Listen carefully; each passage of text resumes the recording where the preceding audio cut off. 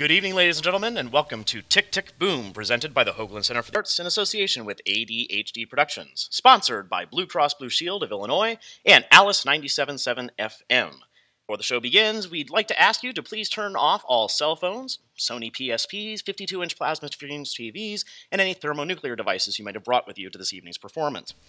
We would like to let you know the bar will remain open during the duration of the performance, so please feel free to get up at any time and get yourself a beverage, keep Doc company, and tip him well. And as we always invite you to do for ADHD shows, now please sit back, shut up, and enjoy the show.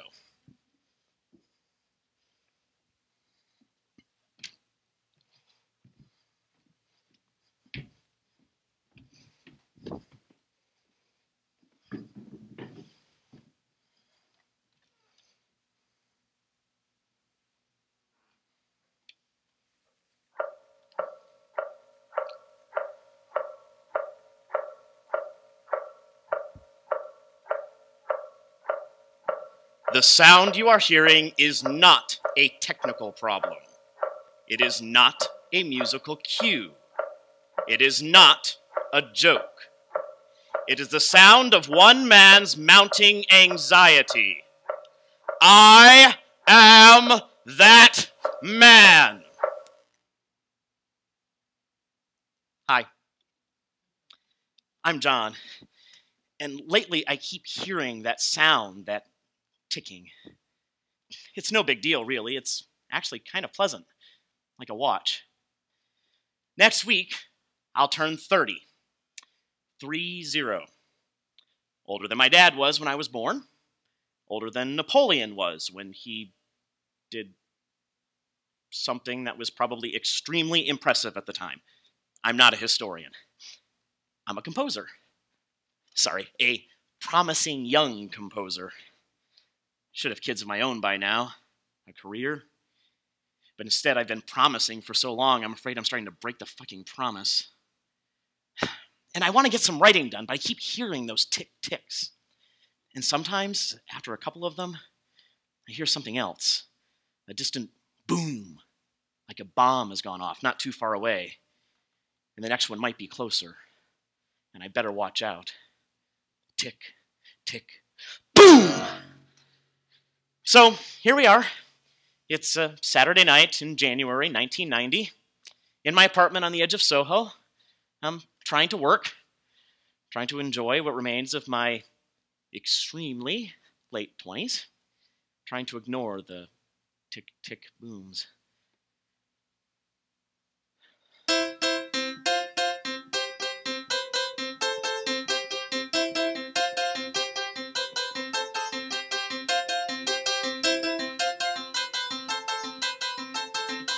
Stop the clock.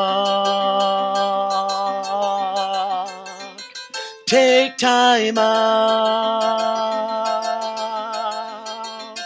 Time to regroup before you lose the ball. Freeze the frame. Back it up. To refocus before they wrap it up. Years are getting shorter, the lines on your face are getting longer.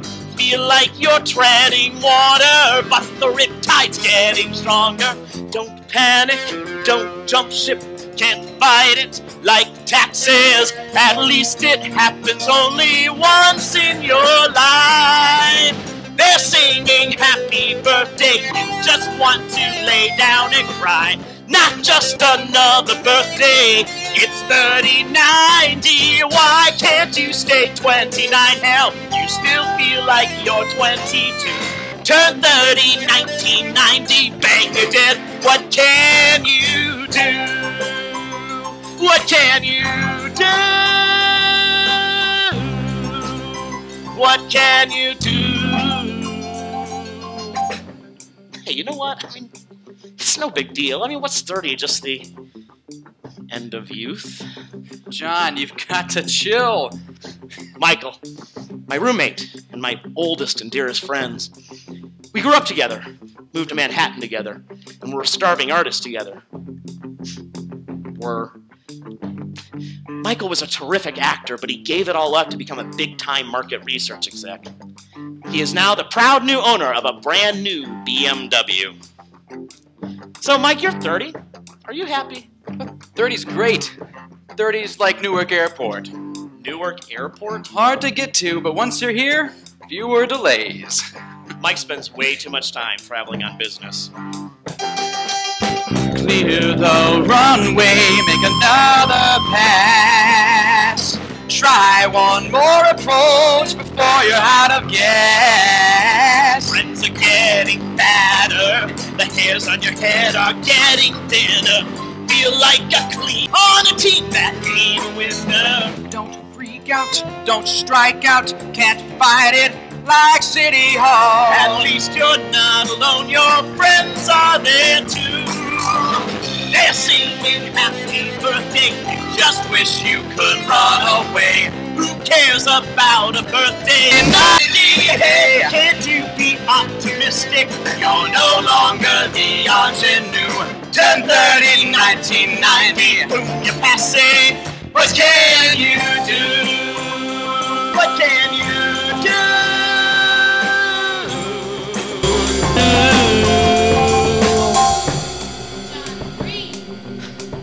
Susan, my girlfriend. We've been together for 2 years now, and it's great. She's great. She's a dancer, but supports herself by teaching ballet to wealthy but untalented children. She starts talking about the birthday party she's planning for next week. It's gonna be great. Send out all the invitations. Be full of your friends. You'll have a good time. You know what? God damn it, she's right. I am looking forward to this. And you'll play Happy Birthday. We'll all sing. Wait, I have to play it? Sure. I can't play Happy Birthday for myself Why not? because I've forgotten it. I just realized I've forgotten how to play the piano completely. Holy shit, have I forgotten how to play the piano because I don't want to play Happy Birthday because I don't want to, oh God, grow up? Peter Pan and Tinkerbell, which way to Neverland? Emerald City's gone to hell since the wizard blew off his command. On the streets you hear the voices, lost children, crocodiles, but you're not into making choices. Wicked witches, poppy fields, or men behind a curtain. Tiger lilies, ruby slippers, clock is ticking, that's for certain. They're singing happy birthday for just it feels much more like doomsday. Fuck 3090. Seems like I'm in for a twister.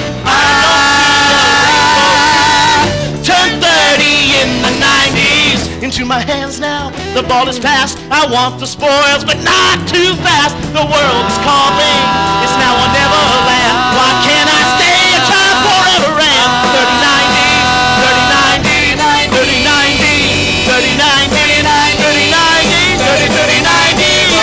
What can I do? 3090, 30, 3090. What can I do?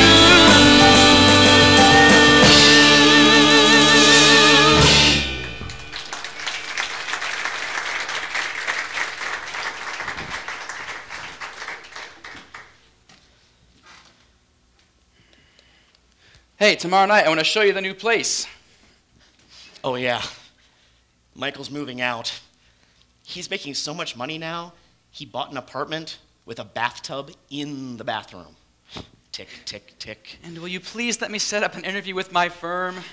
Lately, Michael's been worried that my musical theater career isn't going anywhere. I can't say I blame him. Come on, you'll love it. You'll be promoted faster than I was. I don't know, Mike. I mean, I'm still enjoying my pre-midlife crisis. Come on, at least think it over. I'll think it over. Hey, that's all I'm asking. All right, I'll see you in the morning. Wait, you're going to bed already? It's early. I'm still on London time. Night. Night. I need some air. I grab a joint and head up to the roof. It's cold. I hear a few tick booms. For the last 5 years, I've been writing this musical called Superbia, and we're doing a workshop for it this week. It's the other reason I'm freaking out. I mean, we're putting the show on its feet live before an audience for its very first time, and I'm all hope and apprehension.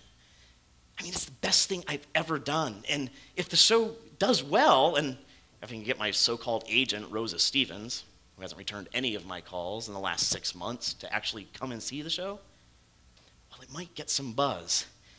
And if it gets some buzz, then it might get produced. And if it gets produced, then it might be a hit. And if it is a hit, then I won't have to take the marketing job, and I can still get the BMW. I've done it all before I'm 30.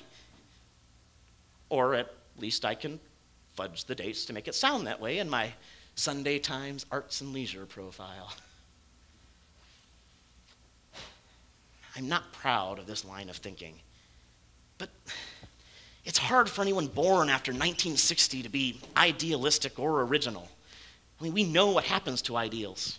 They get assassinated or corrupted or co-opted. I mean, it's 1990, for God's sake. It's not an exciting period. It's not a period of ferment. It's fucking stodgy is what it is. I mean, it's obtuse, conservative, complacent, unimaginative. In other words, George Bush is president of the United States.